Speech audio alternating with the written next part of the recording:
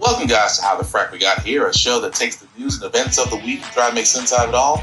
I'm your host, the most Will Buchanan, and on this show, we simply are all about the facts. There are plenty of news stations out there that simply want to do anything short but inform you.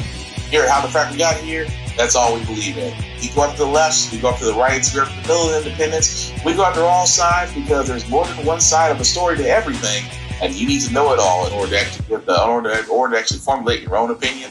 And that's what we try to do here at How the Frack We Got Here. Thanks for listening, and hold on. It's going to be fun. All right, guys. Today's date, January the 10th, 2024, and this is How the Frack We Got Here. I'm your host, the most Will Buchanan on How the Frack We Got Here. We do take the events of the week and try to make sense of it all. Before we get started, guys, yes, I am still recovering, so I apologize about my voice. But we're still going to work it. As long as I don't sound like Froggy from Little Rascals, we're good. But we are going to, again, give you the best we've got for the week, as we do get these from sources that have award-winning journalism. We do not take away from extreme left or extreme right news sites like Fox News, Newsmax, or whatever tinfoil hat that some people may have. But, we try to do our best. We do try to maintain a sense of professionalism, which means that we don't try to cuss, but, hey, words do fly. At the same time, guys, maybe things that might be done that might be too intense for younger viewers. So viewer discretion is advised. Aside from that, welcome. And hey, lady, how's it going? Appreciate that. So how we start off this wonderful week? Well, if you're probably wondering, or if you're interested, the Iowa Republican caucus, or I should say the primary debate, is about to go on right now. If it's not already live, right now, mostly between Nikki Haley and Governor Rick DeSantis. I will save you some time. They are basically going for second place. You want to know how I know this? Because this is just a preview of what you could expect if you're watching it. Short in the race for second place. Florida Governor Ron DeSantis. What you're able to do in Iowa is going to reverberate all across this country. And former South Carolina Governor Nikki Haley. They don't see the momentum we have on the ground.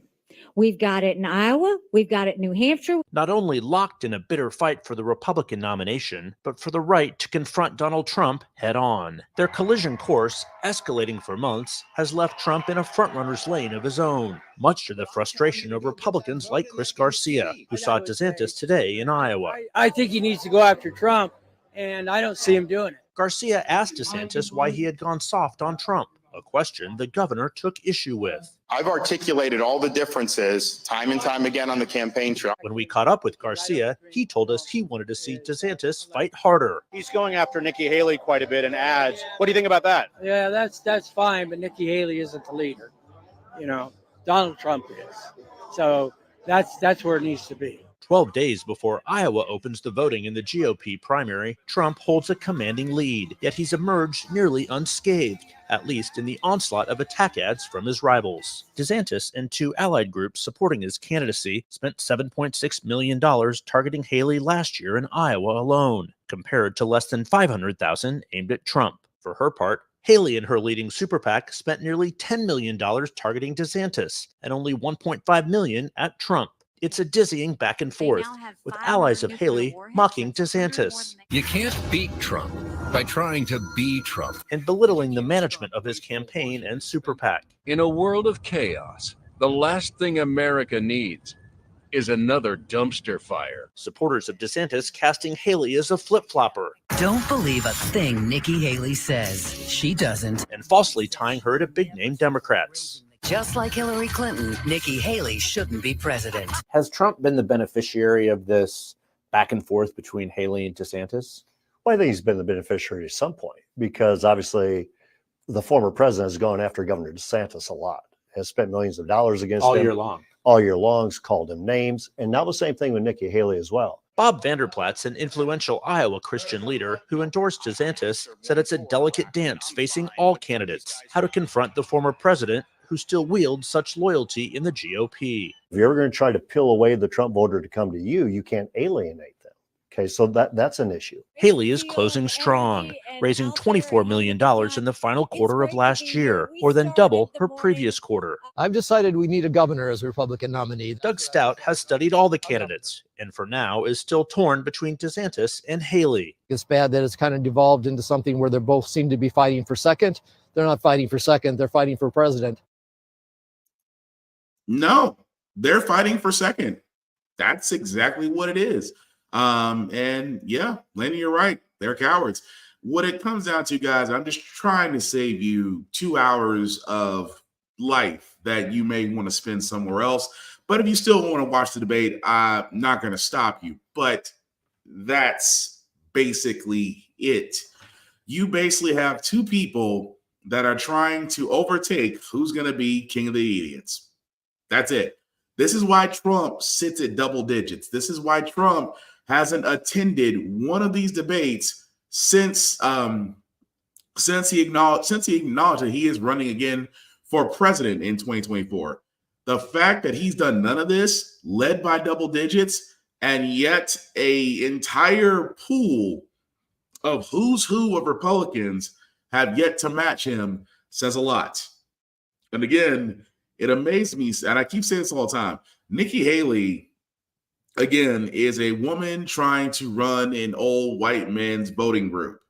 The last time a woman was voted anywhere of candidacy was Sarah Palin, and we all saw how that dumpster fire actually happened.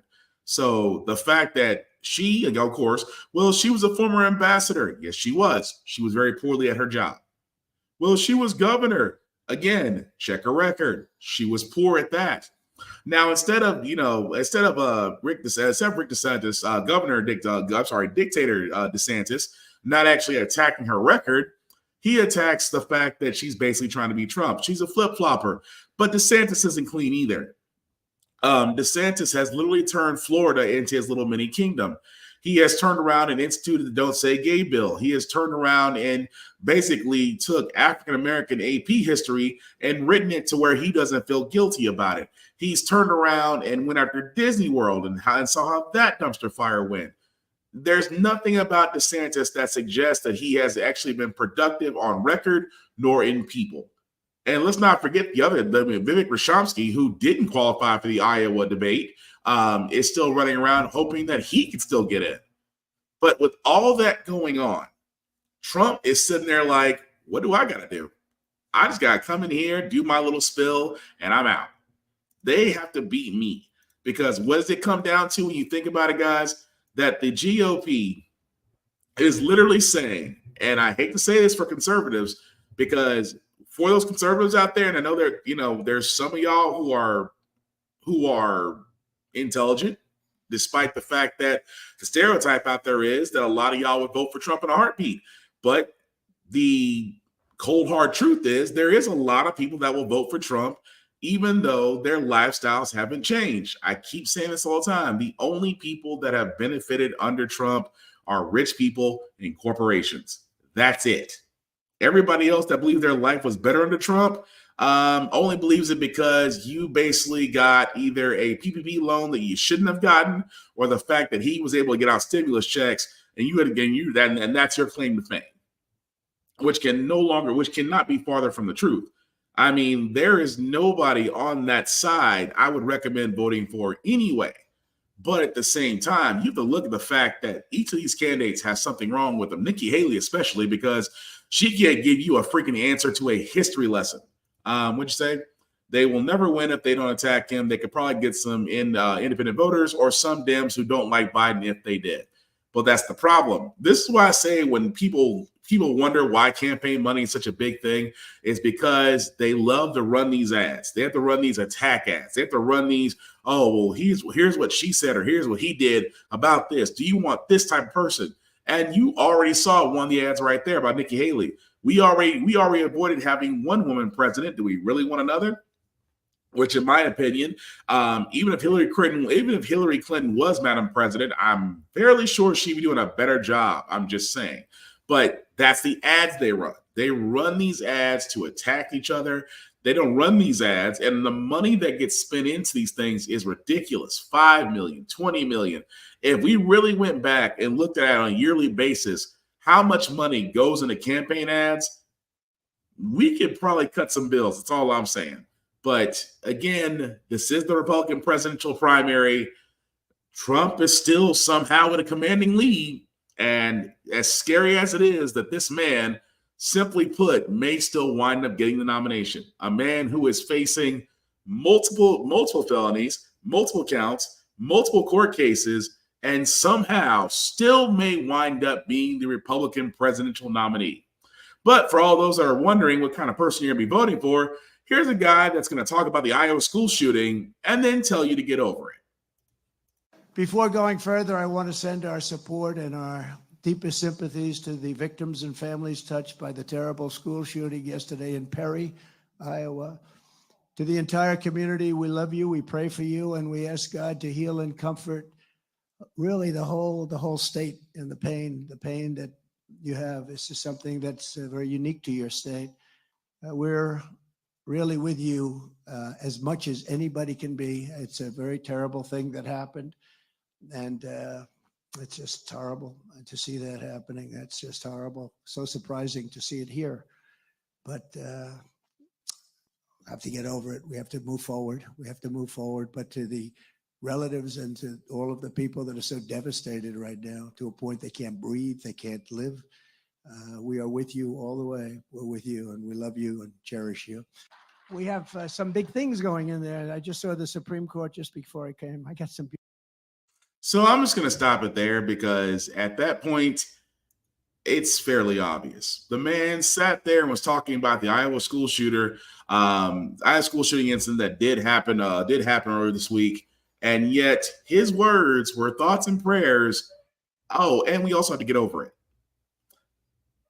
I mean, how is it that we're at this point that a man like this, do you really want a man like this that's over school shootings or any other type of tragedies and sit there and says, we are with you, we love you, we care for you, but you have to get over it.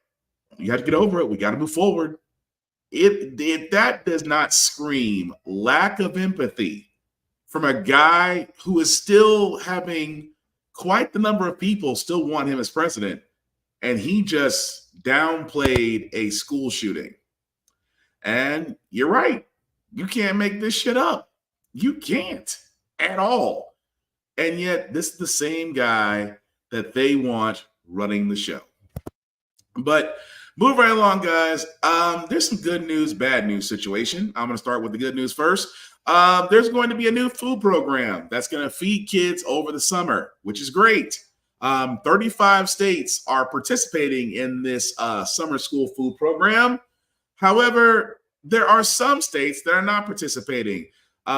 Mainly some states, including Nebraska and Iowa, said they would not join, labeling the program as an outdated COVID-19 pandemic relief measure. Now, I cannot stress this enough when I see stuff like this. Like, we talk about the cost of everything going up: food, utilities, mortgage, rent, gas, getting a car, getting a home, all the above. Everything's going up on your paycheck. We have screamed the whole talk on time, especially when it comes to schools, that kids are vital. I mean, outside of making sure educators get paid what they should be getting paid and getting the assistance that they should be getting, and that education should be getting the same type of budget that the military gets, but that's a whole nother story. However, the fact of the matter is kids all need food, obviously, because they kind of work a little bit better when you have a full stomach. And we have said this all the time. There are some kids who do go hungry in schools, and that's where the free lunch and the free food program came from. It did actually bridge that gap. And over the summer, that same program kept a lot of kids fed. And so now that we're pushing forward this, and yes, this was in the middle of the COVID-19 pandemic in which that program did actually happen. But again, I'm not mad about that because it actually helped out a lot of families making ends meet. So now that we want to go ahead and we want to move forward and saying, let's establish that same type of program so we can make sure these kids are still being fed, still getting the nutrition, still being able to function. You have those in your Congress, whether it's your state or your federal, that are pretty much saying no. I mean, even in Tennessee actually at this point voted to not take $2 billion. My home state, Tennessee, I call progressively backwards. Tennessee state government decided to turn down $2 billion of federal aid to feed kids for free. That's the crazy part about the whole thing. And yet I've asked my own home state, I've asked those same politicians, how could you vote no on federal dollars? And the answer was always the same, that we don't want to take federal assistance. Okay, do you have an alternative? Well, no, that's more of a parental problem. It amazes me so how these are the same people. And yes, I live in a heavily red state. I understand that. But at the same time, this is an easy answer to a solution. We'll pay for a war. We'll pay for 2 wars. We'll pay for PPP loans to get taken care of. We will pay everything else under the sun. But yet when it comes to our children and our educational system, we seem to be okay with it. And yes, it is crazy. It's nuts. At the same time, I still challenge it. This is why I keep on saying, they keep on wanting to dismantle education. They want to dismantle how public education is run. They want to dismantle how educators can teach. And not making sure kids are eating is just a scary plan that's being instituted. And yet it's not getting the attention it should get. Because contrary to popular belief, you do need food to live. That's just being honest. But speaking of crazy things, I mean, for a lot of us that still go out to eat, I know going out to eat sometimes can be a little bit pricey, especially if you got bigger families. But what if you ever went to a business that decided that you're going to pay its health insurance premiums for its workers and include that in the food? Sounds crazy, right? It actually happened. The doors to Jin Chan's in Cabbagetown have been flooded with people. But now we are, booked out. Every table, every bar seat is reserved, like on the weekends. It's pretty wild. Part of it could be attributed to the unique options for food. We do pizza and Chinese. But something else they've been dishing out has caught the attention of many. Customers paying a 4% health insurance fee for the restaurant's full-time employees. This year it covered every single thing. And it was $2,000 off, which means that 4% is just like, it's almost the perfect amount of money to cover everyone's premiums. The business says it was implemented after their premiums more than tripled. We feel like there's a pretty huge crisis going on with health insurance. No one can afford it. And nothing has worked. Emily Chan and her wife have been doing this for more than a year. They have a message posted as soon as you walk into the door. It's on every menu and on all receipts. The signage also states they can remove the fee without hesitation if the customer chooses not to pay it. But recently they received these threatening messages from out-of-town guests who aren't so happy about it. One in particular was mad about a $2 extra fee. They ate food here, dined in, said nothing while they were here. Sam Hammer, the lead bartender, has been working here for a year and said before joining the team, he didn't have insurance. I don't have money like that. And so I was just kind of like living my life without it. Others we spoke to off camera are happy their dollars are helping others. People who walked in the door and said, hey, I hear what you're doing for your employees. I've worked in the restaurant industry and we never had health insurance. Chan hopes this will make a difference in the lives of her employees. Not changing a thing. But also send a message to the entire industry. The only thing I hope that we can change is if Congress does something, then I can just take that line item off completely. Yeah, but there's a problem with that. See, the problem is you just sat there and said, as a business owner, I cannot afford to give my employers insurance, keep a profit, and the doors open. So I'm going to pass on the cost of that to you, the customer. There is a problem with that because that type of business model will only tell the health insurance companies and pretty much the U.S. government, well, hey, if that idea worked and people are paying for it, why do we need to change a thing? Why do we need to change the fact that health insurance premiums are damn near unaffordable? Why do we need to change the fact that health insurance in the U.S. is a for-profit system that's been working great? for the 4 major health insurance companies in the US. But the whole idea of this is, I get it. You want as a business owner, as a small business owner, you want to be able to give your employees health insurance. And this might be telling my age, but I do remember at times I was working a job that paid for my health insurance. I mean, fully. And I know for a lot of us that are probably in the same age bracket as myself, you can remember you didn't have to worry about premiums. You didn't have to worry about if this would cover this or this would cover that. Whatever job you work for at that time paid for your insurance in full. Now, somewhere between there and now, something has happened to where they just don't want to pay it, refuse to pay it, feels like it's going to take away their profits. Take your pick of any excuse. But what they've done is pretty much you're pretty much passing on your issues to the consumer. Now, some consumers may be like, well, it's $4. If $4 keeps all your employers' premiums taken care of, that's fine. I'll gladly pay it.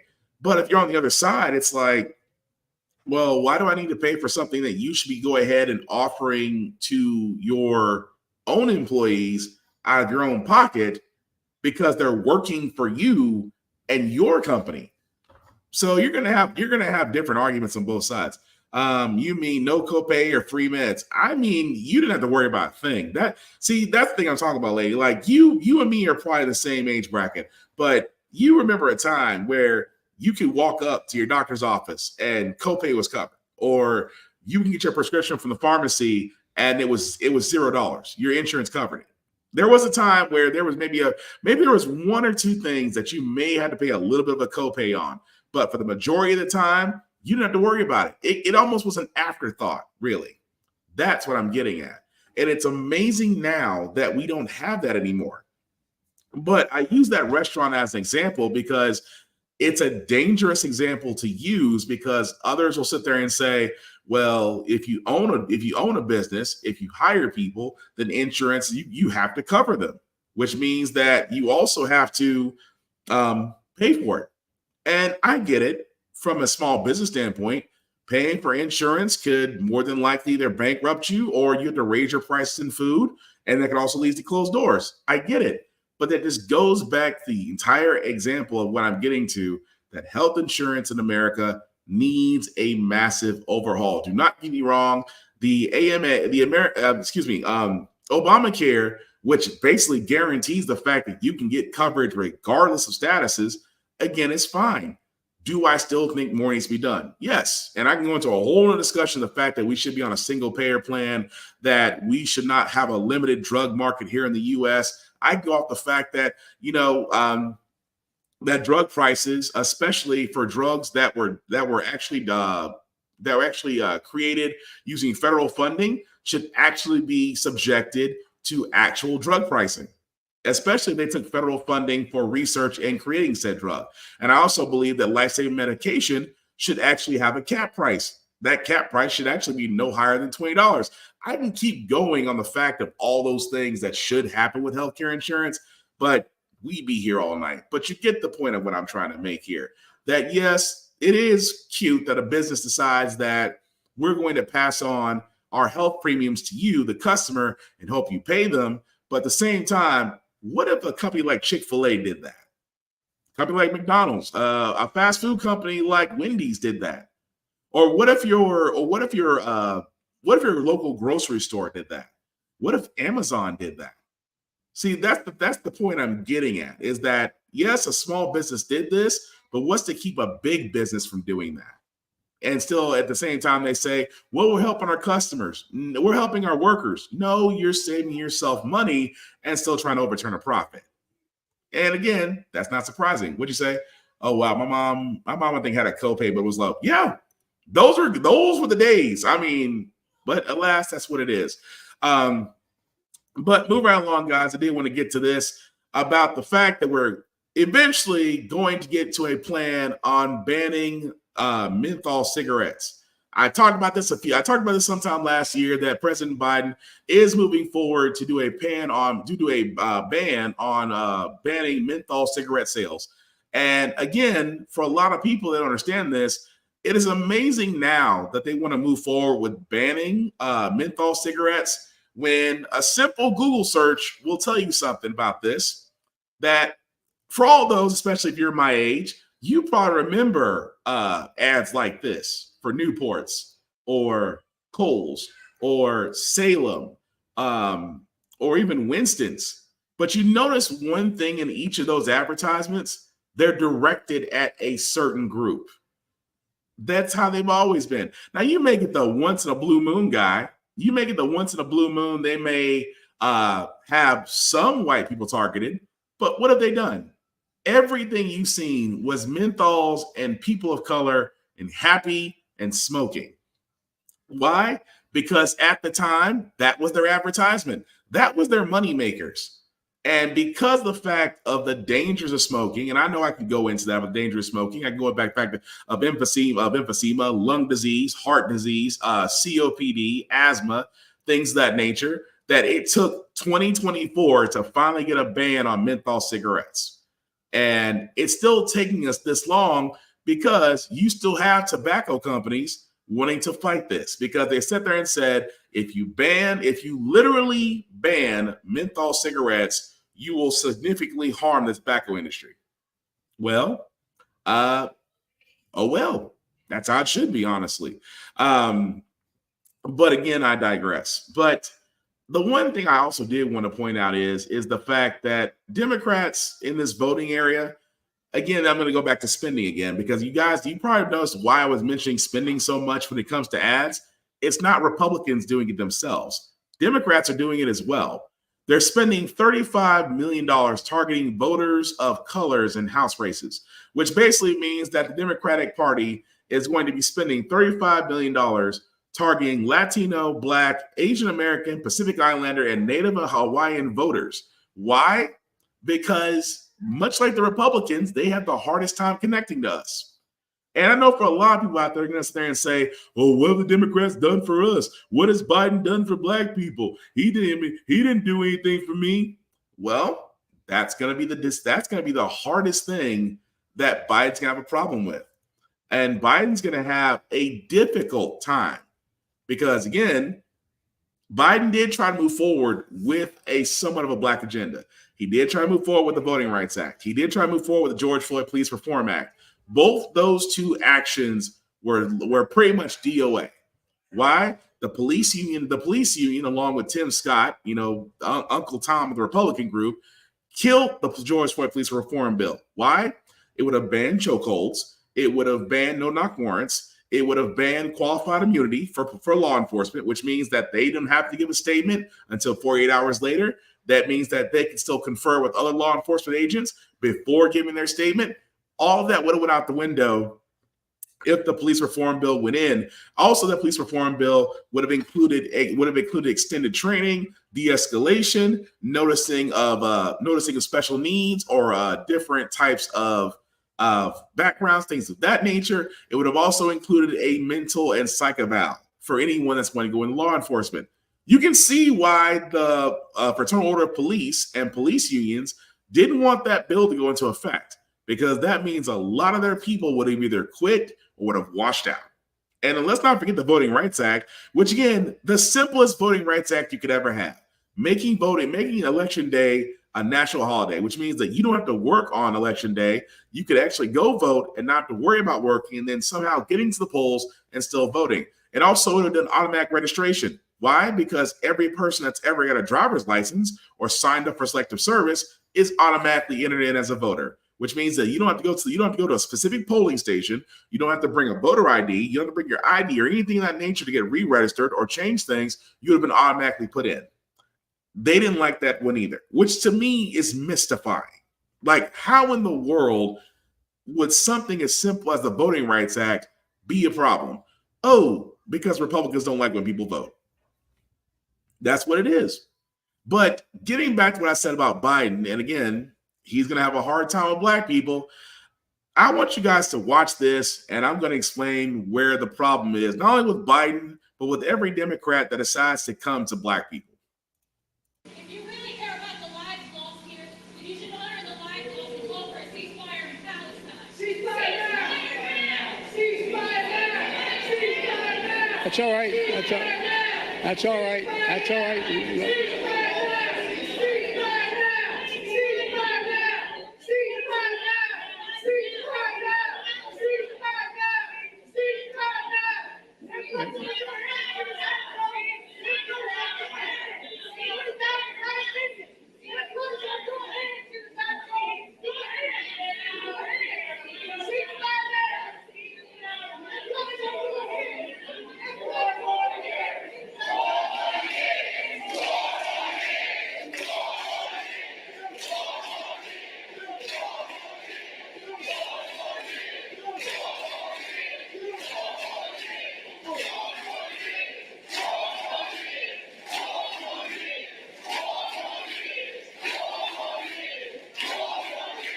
Thank you.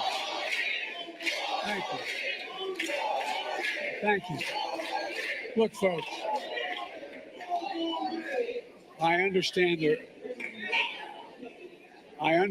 passion, and I've been quietly working with the Israeli government to get them to reduce and significantly get out of Gaza.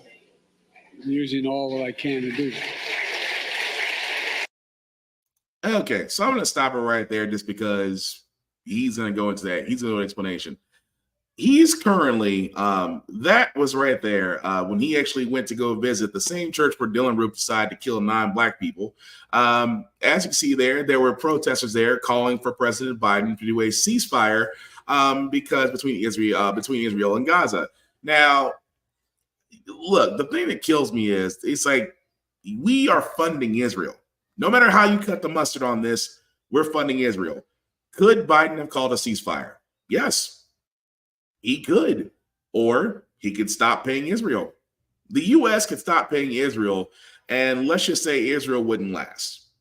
They are truly the welfare queens of the Middle East when it comes to us.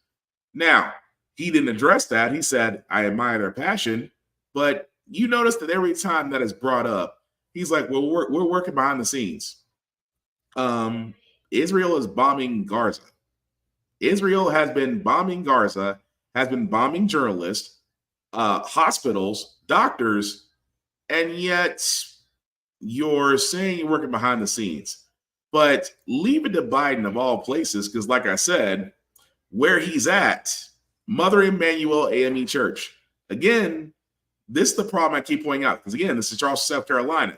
Again, where Dylan Roof, just a little over 2 years ago, murdered 9 people in a church because, well, he wanted to murder black people.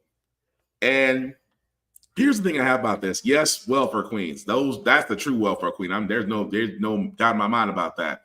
But here's the problem I have with Biden, because every Democratic president does this. What they do, when you want to reach certain people, you go to the places of gatherings.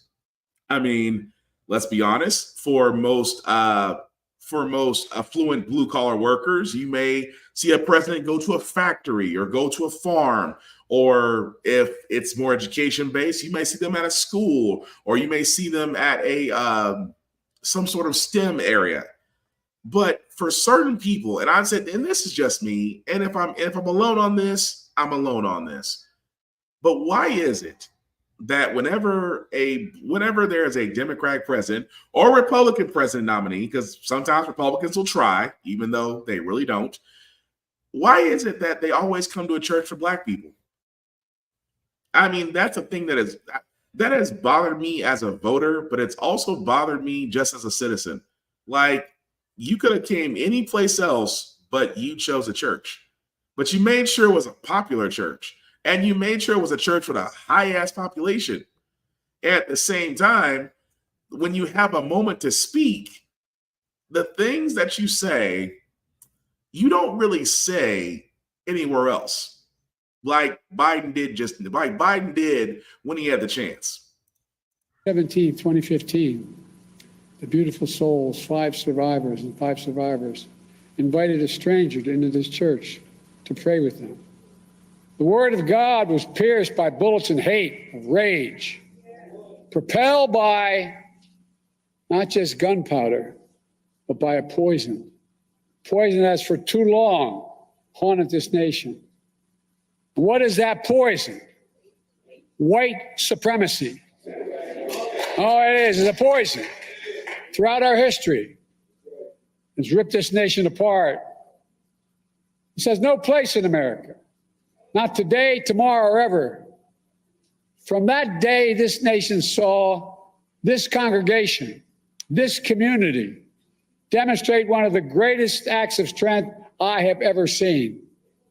I mean it sincerely from the bottom of the act of forgiveness, the act of grace. It was as President Obama sang from here, Amazing Grace. You changed hearts. You did something that may not have happened but for your courage. You brought down the Confederate flag in South Carolina. You brought it down. No, you did. And you helped the nation heal. You showed what America can overcome, what we can be when we want to be something. Now, from all of that, did anybody get anything? Again, this is a guy who wants your votes, who came to a church where a tragedy happened to sit there and remind the people of what actually happened, to sit there and say that, oh, yes, because we understand that white supremacy is a poison. No, white supremacy is terrorism. Let's call it what it is, folks. White supremacy is terrorism. And if anything was going to possibly change, then on January 6th, all of those napkins should be labeled as terrorists. All those napkins should be treated as terrorists. And all those napkins would not be trying to be protected by the current Speaker of the House. This is why I'm sitting there saying, guys, when it comes to certain things that they talk about, it's merely lip service. And he said nothing about Black people in that, saying, oh, we admire your courage. We admire your strength. We admire that you said amazing grace and kept to your faith. And because of that, the Confederate flag came down. You mean the battle flag of a losing team that every napkin loves to parade around, put on the back of their trucks, or use as a bikini in some form or fashion? You're talking about that flag? The same flag where they try to sit there and say, well, that's my heritage. The same flag that was defended and talked about in social media groups for a good 6 months, that Nikki Haley herself, who was the governor of South Carolina at the time, refused almost to a certain point to bring the flag down completely. But you're going to sit there and say, well, the Confederate flag finally came down. President Biden, what are you going to do? My question would have been, President Biden, what are you doing for Black people in 2024? What are you doing for our vote? Are you going to finally go after law enforcement for police brutality against Black men? Are you finally going to look into the fact that diversity hires have fallen since affirmative action was gutted because 4 Asian students felt like they couldn't get into an Ivy school because of their race, which may have set back people of color by you taking out that one piece? Or what about the fact of we're not looking at the fact that most of your CEO, most of your corporations don't have a person of color as a CEO or in a high-stakes position? Are you going to change the fact that funding and lending and government grant programs haven't been going to people of color since the 1980s? How do you plan to change that? See, this is the things, if I ever had the chance to ask the president, I would ask, because for the simple fact of the matter, this is the problem with Democrats. You come in, you do a show, and you leave. You come in, you do a show, and you leave. I take it back. You come in, you do a show, then you warn us of the danger. It's like you're telling us the big bad wolf is around the corner and he's already on house 2. And that's the thing that I just don't get. And you're right. Separation of church and state, I fully agree. And I'll be honest with you, I understand. And don't get me wrong, I understand for a lot of people are going to be sitting there saying, well, Will, you don't get that the church used to be the gathering place for a lot of African-American communities. I understand that wholeheartedly. I do. But also, you know what also was a long-standing area where Black people used to congregate? They used to congregate at barbershops. They used to congregate at houses. They used to congregate at parks. They used to congregate wherever they could. That's how it used to be. At the same time, you still get this show. And I hate to say that, even though he's sitting there saying all the things we want to hear. Oh, white supremacy is a poison. No, white supremacy is terrorism. At the same time, when you're trying to campaign for people of color, you need to give them what they need, or you need to be able to take the fact of questions they're going to ask of you. Because if you want our votes, we need to know what you're going to do for us, because you do the same thing for every other race. What you say, Ebert? We are all not a monolith. We're not. We're not. But at the same time, that seems to be the ongoing show. And this is what the Democrats can have a problem with, because if you cannot reach your voters properly, you're going to have a repeat of what happened between Hillary and Donald. Because Hillary Clinton, love her or hate her, she was probably the most qualified person at that time to be the first woman president, to be the first Madam President. She really was. Former First Lady, former Secretary of State, former U.S. Senator, former U.S. Ambassador. Ben knew Trump, knew every move Trump was going to do, and practically told us how it was going to play out. And yet, you vote for a failed reality star / con man. But hey, what do I know? I'm just a guy with the podcast. But moving right along, guys, you've probably been wondering what this 118 Congress has done. I'm going to tell you what they've done. They pretty much be collecting a paycheck because, well, the next video will explain it all. Taxes pay their salaries, and in theory, they're sent to Washington to get work done. It's a divided government now, and the 118th Congress so far has not produced much legislation at all. In fact, a senior congressional correspondent, Rachel Scott, reports it might just be one of the least functional in U.S. history. On Capitol Hill, Democrats and Republicans don't often see eye to eye on the issues. But there is one thing both parties seem to agree on. This is the most ineffective Congress that we have seen. Shame on us, both parties. We sold the American public out on everything. It's been challenging. It is an unproductive Congress. So far, only 34 bills have passed both chambers in the 118th Congress, putting it on track to be one of the least productive congressional sessions since the Great Depression. It was also one of the most chaotic. Are you so confident that you can pull this out? 6 failed votes? Yeah. Last year, Kevin McCarthy secured enough votes to be Speaker after 15 rounds of voting. Excuse us. Only to be voted out by his own party months later. I do, so help me God. Congratulations, Mr. Chairman. It was also one of the most aggressive. Sir, this is a time, this is a place. If you want to run your mouth, we can be two consenting adults. We can finish it here. Okay, that's fine. Perfect. You want to do it now? I'd love to do it right now. Well, stand your butt up then. You stand your butt up. Oh, hold on. Big guy. Oh, stop it. Active. Oh, okay. Sit down, please. All right. Most bizarre. No, I did not elbow him. No, I would not elbow him. I would not hit him in a kidney. This is evidence Chairman, of Hunter Biden Chairman, making over sex. time, Excuse me, this is my time. unbecoming of- Making pornography. And downright strangest sessions in history. Why won't you address any of the allegations in the report? Did you use campaign funds it's to pay for not- Botox, it's to pay not- for rent? It's not smart to do that. The defiant New Jersey Senator Bob Menendez amid federal corruption charges, breaking his silence. The senator, along with his wife, accused of taking hundreds of thousands in bribes in exchange for influence, including selling state secrets to Egypt. Or as Democratic Representative Eric Swalwell puts it, An absolute show.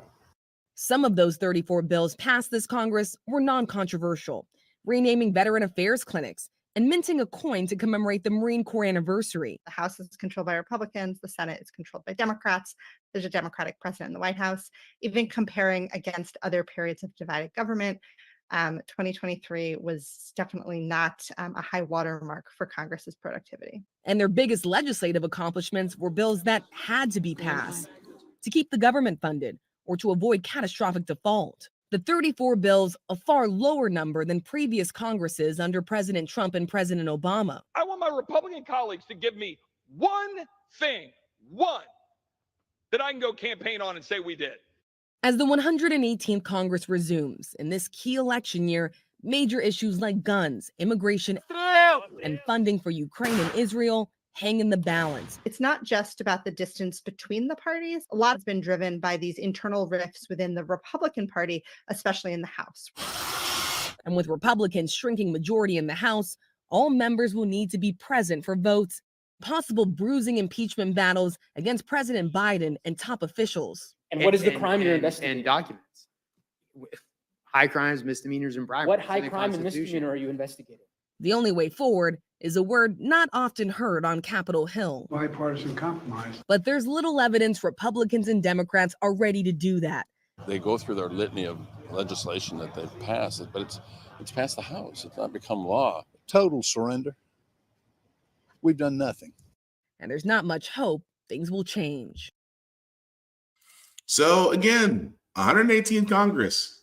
This was the Republican answer to Biden at the time, to Biden's majority when he had the House and a simple majority in the Senate. And the Republicans were like, we're going to take back the House. We're going to get America on track. We're going to do this. We're going to do that. They were sworn in just this January of 2023. They were sworn in. And yet, what has been done? 34 bills, the lowest out of any Congress. At the same time, they're all getting paid. All of them getting paid. Their benefits are paid. They're getting their full salaries. Imagine working a job where you've done nothing. A job that you've done nothing in, and yet you're going to get paid full for it at the expense of the American people. Now, I'm going to be honest with you guys. That's the one thing that I'm like, I stress so very heavily. How is it that these people get elected? And some of these people are lifetimers, which means they turn around and get reelected every year. Do nothing and get paid.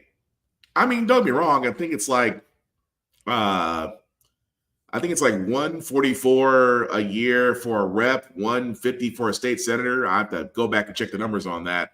But they get full benefits. They get full medical. If the government shuts down, their pay doesn't stop. Their medical benefits don't stop. Their travel benefits don't stop, even in the midst of a government shutdown. But every government worker has to face that. Every Department of Health and Human Services shuts down. Medicare payments still go out, but that's only because they're self-sustaining. But imagine a full Congress that has done nothing, and that very same Congress is still getting paid. How does that not piss off the American people? I mean, do I think there needs to be some rules put in place? Absolutely. I think that as far as terms go, Republicans and senators should be on the same level as the president. You can do 2 consecutive terms. 2 consecutive terms, you guys sit one out. That's how it should be. If you guarantee that they can only do 2 consecutive terms and not do this whole lifetime serving thing, you will ensure things get done. At the same time, there needs to be a vote of confidence that should be done by the people, which means that if you believe that your representative or your senator is not doing right by the people, then there should be a vote of confidence put in, a vote of no confidence put in by the state where it does hold an election to see if said person is fitting the bill. And if the majority rules, whether it's for or pulling, it should happen. Why? Because we need to give the American people back some control. Because again, we just talked about a Congress that got paid for doing nothing. And yet we have nothing to show for it, because they'll gladly take out our taxes. They will gladly keep spending, at the same time be completely content with pointing the finger at each other while still getting paid for a job that they are not doing. That is beyond messed up. But I digress. Moving right along, guys. This is probably going to give me some more phobia for a guy that does not like to fly. I'm actually terrified of flying.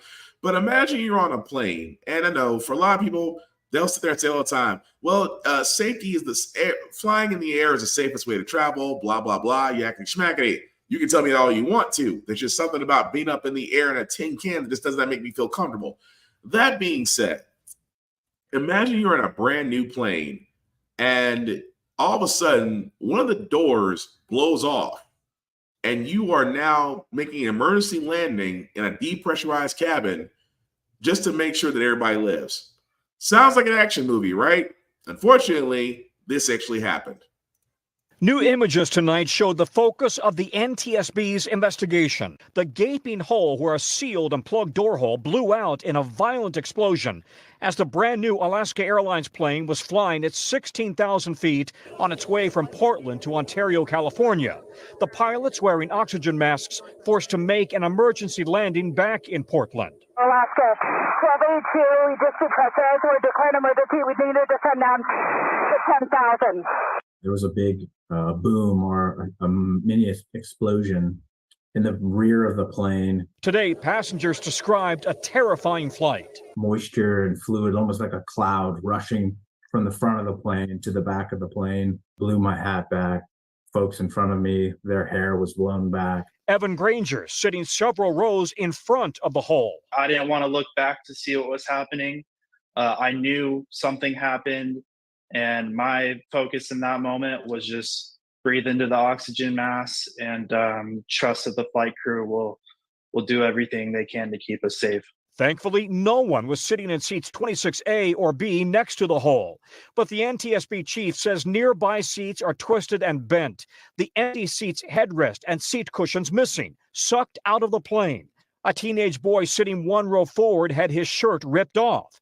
It happened behind the plane's left wing. An emergency exit door hole cut in case airlines want to carry more passengers. Otherwise, that door is plugged and sealed, leaving an ordinary window. Investigators will be looking at whether that plug was properly bolted and placed during manufacturing.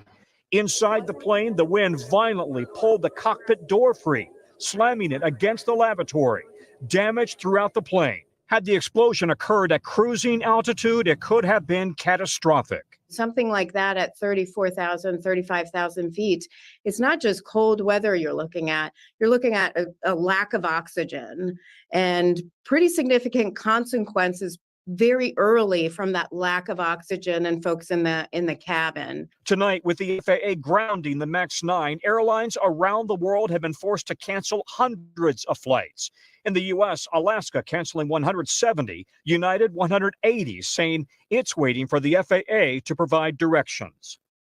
And Tom's with us now. Tom, we've heard the plane's black boxes have now arrived at NTSB headquarters in Washington. What's next? Yeah, that's right. And investigators are interviewing the crew today, and they're also still asking for the public's help in finding the door to that MAX 9 that blew out. Kate? So what's crazy about that, guys? Again, I apologize in advance. If you're like me and you have a fear of flying, I apologize if I've added more to that fear. But like I said, imagine the fact of the matter that if you were in those seats next to that door, let's be honest. Yeah, let's be honest. You might as well be making arrangements, or at least your family would be, because that's scary. I mean, forget the fact that, again, when you're in an airplane, it is pressurized for a reason. But that was a brand new plane. That was the thing I'm getting at. That's the thing I'm getting at, guys. That is a brand new plane that happened to. That wasn't something that was used or has been serviced or has, seen a lot of miles. A brand new effing plane. What you guys say? It's crazy how they get to do all this shit and get paid. In ordinary jobs, you wouldn't have one. Yeah, only in politics can you get paid for doing nothing and still have a job. You're right. Oh, hey Travis. Yep, it was that crazy. What do you all say? I would have shit my pants had I been there. Oh, I would have definitely had a change my pants. I would definitely had a shit my pants moment if I saw that. All of our politicians are too comfortable. Yeah, that's also true as well. But no, it's the fact, again, back to the plane, guys. It's crazy that happened. And again, for a guy like me, that kind of lets me know one of two things. One, that of course it's Boeing. And just a side note, because I could say this, Boeing's always had issues with planes. I can't tell you how many times that their Dreamliners, their 737s, they've always seemed to have an issue. But in this case, it shouldn't have happened with a brand new plane. It even got to the point to where their CEO had to come forward and, of course, like most CEOs do, damage control. That picture And I hope all of you in some way will, I hope most of you have seen it, and those of you who haven't, do look at it. All I could think about, I didn't know what happened to whoever was supposed to be in the seat next to that hole in the airplane. I got kids, I got grandkids, and so do you. This stuff matters. Everything matters. Every detail matters. We're going to approach this, number one, acknowledging our mistake. We are going to approach it with 100% and complete transparency every step of the way. We're going to work with the NTSB, who is investigating the accident itself to find out what the root cause is. I have a long experience with this group. They're as good as it gets. I trust every step they'll take, and they will get to a conclusion. Yeah, that sounds like, let me hurry up, be empathetic because of lawsuits are coming. Oh, there will be lawsuits. If you're not going to sit there and tell me if you were on that plane and that door popped out and those oxygen masks came down and you weren't already crapping your pants, hoping that you would land immediately, oh, lawsuits are coming. But again, this is surprising with Boeing that also, and this was so bad about this, that was just yesterday. 5 days later, 5 days earlier than that, Boeing had a problem. They knew they had a problem in their MAX jets. They were asking for an exemption to the safety rules. Crazy, isn't it? This was literally 4 days prior to what happened on that Dreamliner. I'm sorry, what happened on that MAX 9. And they were saying Boeing was asking for federal regulators to exempt one of their new model airliners because a safety standard designed to prevent part of the engine housing from overheating and breaking off during flight. Let me just say that again. They wanted an exempt one of their models from a safety standard that was designed to prevent part of the engine housing from overheating and breaking off during flight. Boeing has sat there and told pilots to limit the use of an anti-icing system in some conditions to avoid damage that could result in loss of control of the airplane. I can't make that up. You're pretty much, this is again, Boeing sitting there telling its pilots, hey, you might want to go easy on the anti-icing system because you might lose control of the plane. I'm sorry. I know pilots are trained. Pilots have had many hours of simulation, many hours of real-time flying, know an airplane from inside and out. But if the manufacturer of the plane tells you that you might want to go a little bit easy on something, because if you don't, this could lead to complete failure. I'm not flying that plane. I'm not.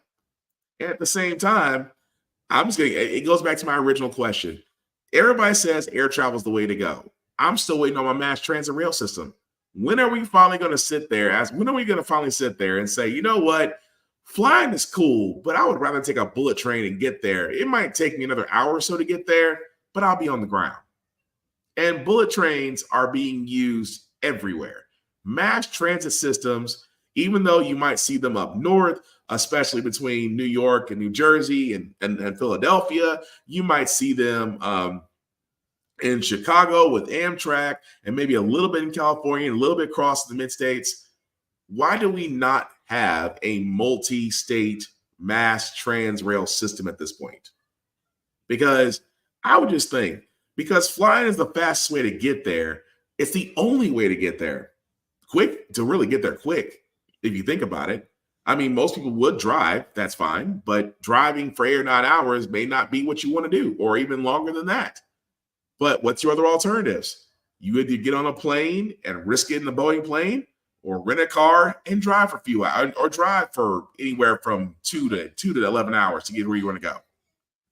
The point I'm getting at is mass transit systems do need to happen, but at the same time, companies like Boeing should not be allowed to skip on the small stuff because the big stuff is obviously happening.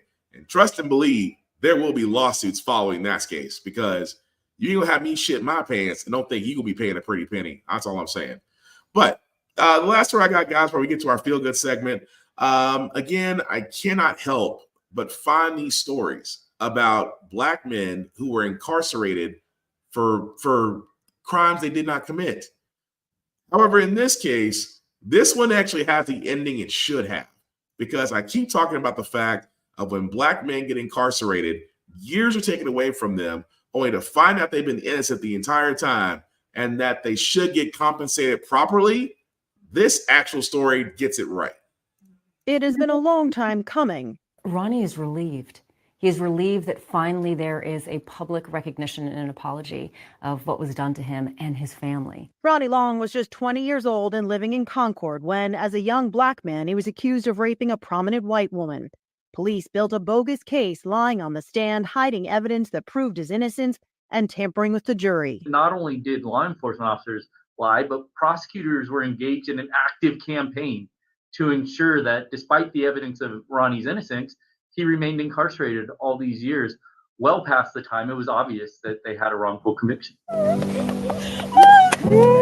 In August of 2020, Long was exonerated and freed after 44 years in prison for a crime he didn't commit. The governor pardoned him and the state compensated him just $750,000. He told us then it wasn't nearly enough. North Carolina intentionally put me in the penitentiary. And you tell me $750,000? It was 44 years of my life. Long filed a civil suit last year, and now the city of Concord is paying up with a record-setting $22 million settlement and an apology. Here, the city of Concord really owned up to the past misdeeds of city employees, which is really remarkable. I don't know of any other case where a municipality has issued such an apology as part of a civil settlement. As part of the settlement, the city of Concord, quote, acknowledges and accepts responsibility for the significant errors in judgment and willful misconduct by previous city employees that led to Long's wrongful conviction and imprisonment. The State Bureau of Investigation is also paying out $3 million, making the $25 million settlement the biggest in North Carolina's history for a wrongful conviction. I think the message it sends is that both the city and the State Bureau of Investigation recognized that there was significant harm done here. And although money can't fix it, I think symbolically, when it's a large number like this one, I think that sends an equal message of apology. Does the number sort of indicate how egregious the case was? I think it's a big indicator of how egregious this case was. Oh yeah, that's a big number. It's a big number for a reason, because how do you account for 44 years of your life taken away from you? You went into jail at 20 years old. You didn't come out until you're 64. It's 44 years of your life taken away from you. 44 years that law enforcement, prosecution, and the court were all willing to send your tail to prison for 44 years. And at the end of it all, you're exonerated. Great. Well, here's $750,000. I don't blame him. I don't blame him. That doesn't take away from any of those other cases where some gentleman may have been thankful, may have been humbled. I'm not talking about them. That man, how he said it, was exactly how I knew how it should be said. You take away 44 years of my life and you give me $750,000? No. 25 million sounds a lot more like it, because you taking away that man's prime working years. You took away 44 years where that man could have worked, started his own business, went to school, things of that nature. You took his prime years. Yes, he should get 25 million. And you are exactly right. I hope it's tax. It should be tax-free. The state should pay taxes on it.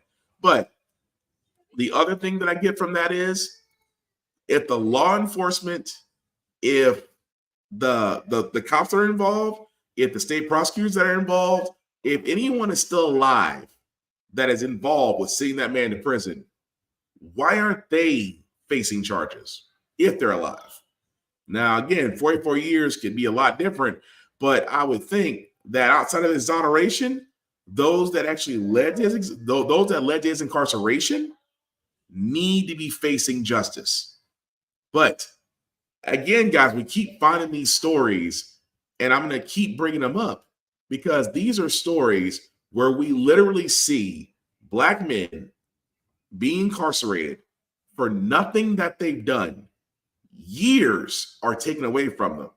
At the same time, you get an apology. No. Apology comes with money.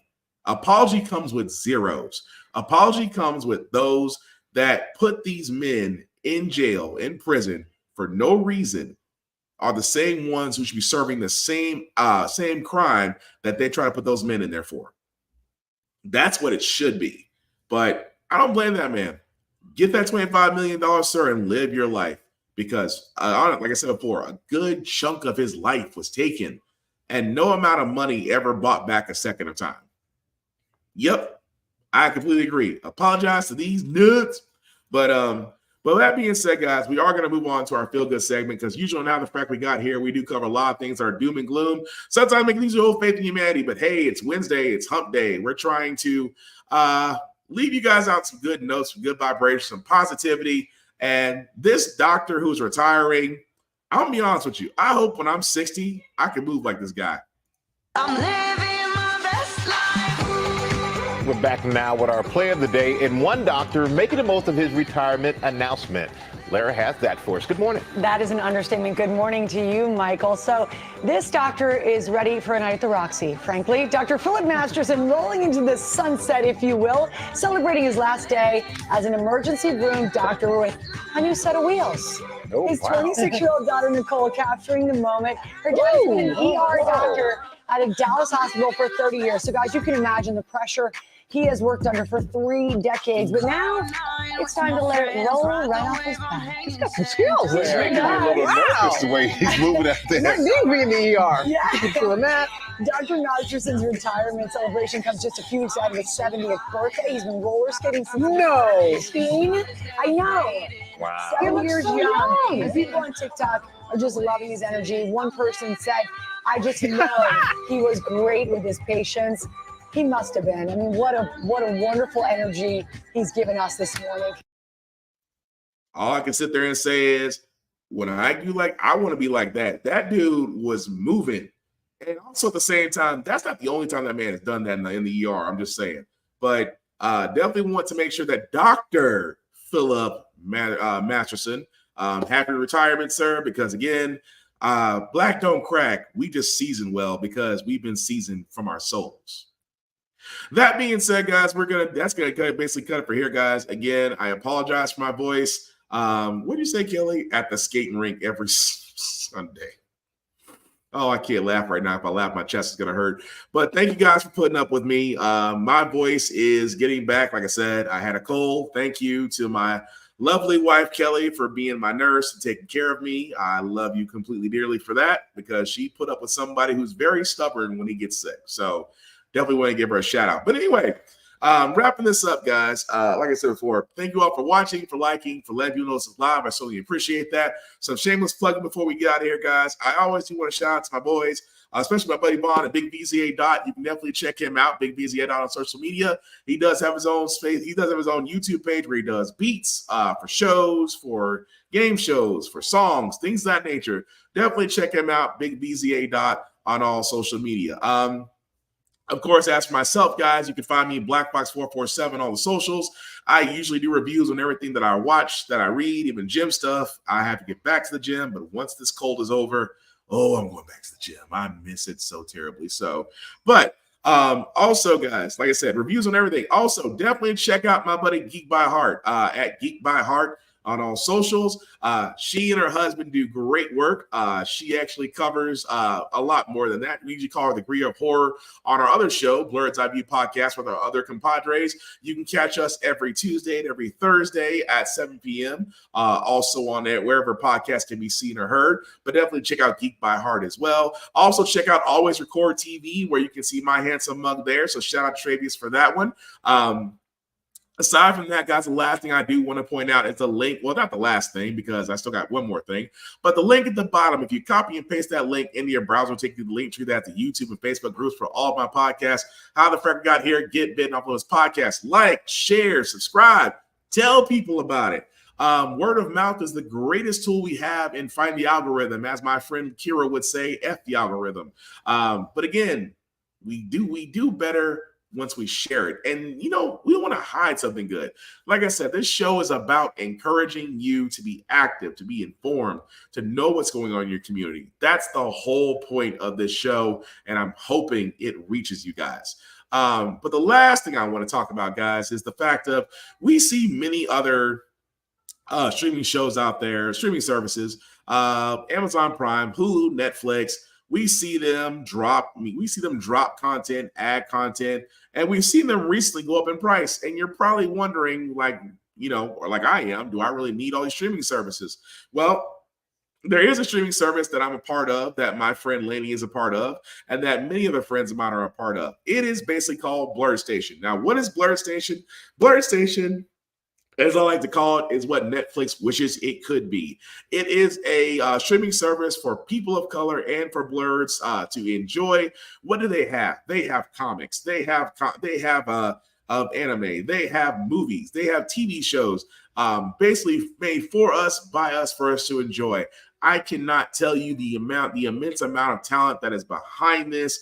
I can only simply say that, guys, it is definitely worth it. So if you are interested in about Blurred Station Plus, you can go to blurredstation.com. And if you want to join us, definitely hit the Join Now button. Once you go to the Join Now button, if you'll be so kind to go to Blurred's Eye View Affinity membership. And from there, under Affinity Influencer Partner, you can really select anybody there. You can select Chris Fury, basically the man on the wall himself. Kira at Room Full of Blurs. We'll be watching Mayhem Media, myself, Black Spartan, Tafari at Tafari TV, Navy at Dave Montel, Blurredcon Speaks. Also check him out as well.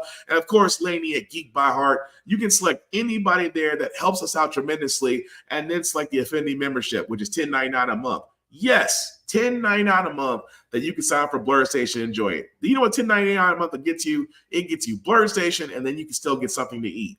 That, to me, is a bargain, considering the fact that everybody's prices are going up.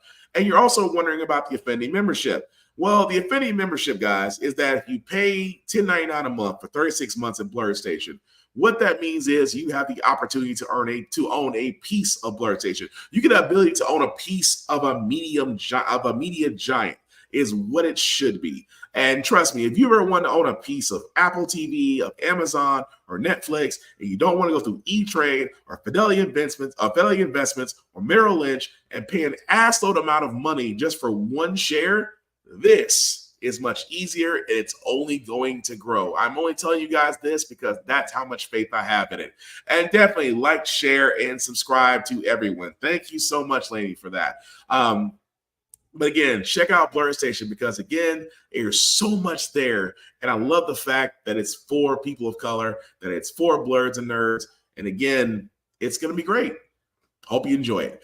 But the last thing to say about How the Frack We Got Here, guys, it's all about staying informed. We're not trying to reinvent the wheel. We are simply giving you all the information allowing you to make up your own mind, but we do provide a logical perspective that goes along with it. We do better as society once we're informed. We're progressive. We move forward. We try to change. We try to right the wrongs by making decisions now that we should have done back then, like electing our first black president, electing our first black woman to the Supreme Court, electing our first black woman to the Federal Board of Governors, electing our first black woman to be our National Cybersecurity Director.